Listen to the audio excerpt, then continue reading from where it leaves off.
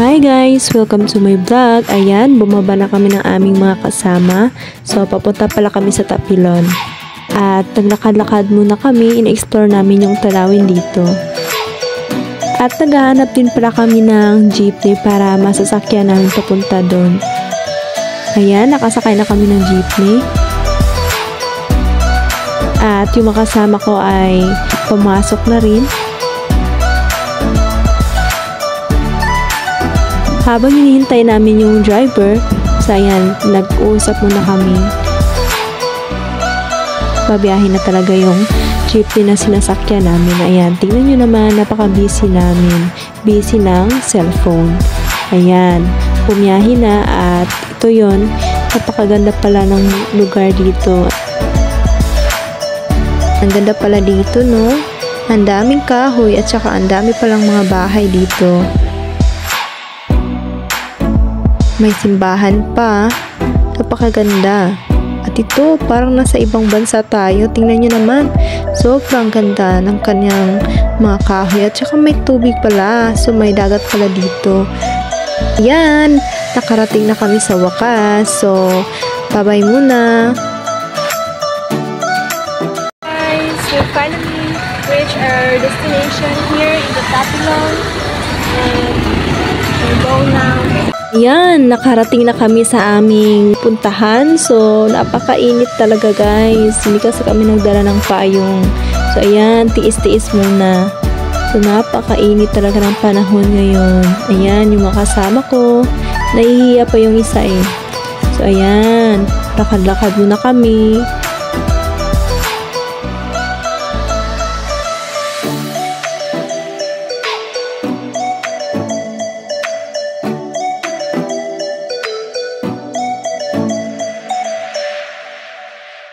Hi guys! So now we are here in the Tapilon and I'm so excited to experience their culture and tradition. So let's go!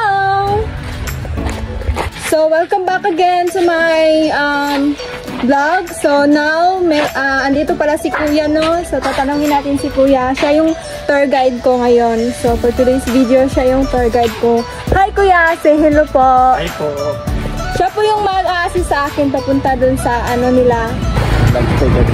So ngayon po, pupunta kami dun sa sa palengke. Bibili po kami ng pagkain dun kasi sobrang gutom na.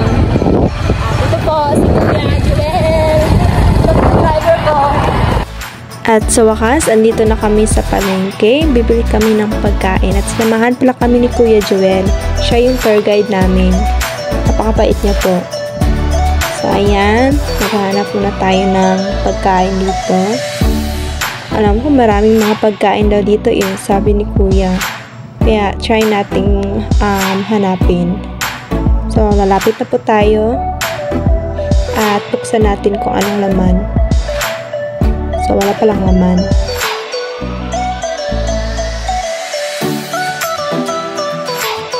So, ayan. Binuksan na ni Kuya. Ito sana yung bibili namin kaso ang mahal pala. Kaya maghanap na lang kami ng ibang pagkain. Pero si Kuya, kinuha niya talaga eh. Ayan, magbabayad na ako. At ibibigay ko ito sa aking kasama. Para naman may ambag siya. Joke. Tagal naman ni Manong. So ngayon po, nakauwi na kami sa aming istihan. So ito po si Kuya. Maraming salamat po, Kuya. Thank you po. Ang dami palang tao dito, guys. So karon day guys, mangaon nami guys. So mo ni ang pinakalami nga pagkaon diri sa Tapilon, no. Mo ni pinakasikat nga pagkaon na dire. Kani nga isda. So mo ni ang pinakalamian nga isda na diri sa Matilawan na nato ni ron. So mo ni na number 1 kana ang pinakalami nga pagkaon sa Cebu. So, napod sila yung manok. Kung tilawan niya ang manok. So, try na ito nagkaon ng manok. So, duha ni kabuk nilang gift prepare nga pagkaon, guys. Natay isda, naasa tayo manok. So, mo niya ang pinaka sikat nga pagkaon, especially dito sa Pilipinas. Wow, wow, wow, wow! Ang daming pagkain! Wow, wow, wow, wow! Ang dami ring langaw! So, ayan, napakatulong yung mga tao dito, no? Nagtutulungan talaga sila para pahanda yung pagkain. So ayan, kumain na kami. Time-lapse muna. Hi guys! Welcome to my vlog! So ito pala yung traditional clothing ng Pilipinas at ito ay tinatawag na Filipiniana. So ito yung mga sinusuot ng mga kababaihan noon. So ito yung traditional clothing nila, diba?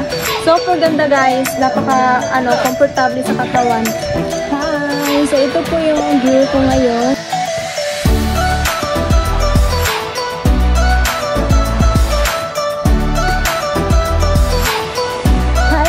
Welcome back again. So, now, maligo na yung dagat, no? So, muna siyang pinakalindot na dagat yung sa Bapilon.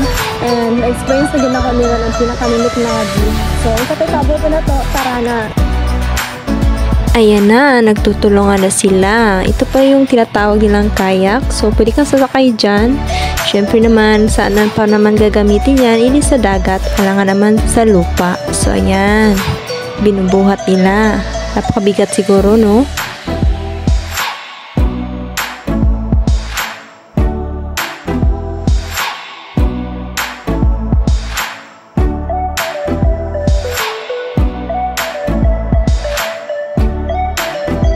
So, ayan, may nakakasakay na pala. So, ayan yung mga kasama ko kanina. Ayan, nag-i-enjoy yung mga tao na yan. Napakaganda naman ng karagatan nila dito. Napakalinaw ng tubig. Ayan, yung mga kasama ko, nag-i-enjoy na sila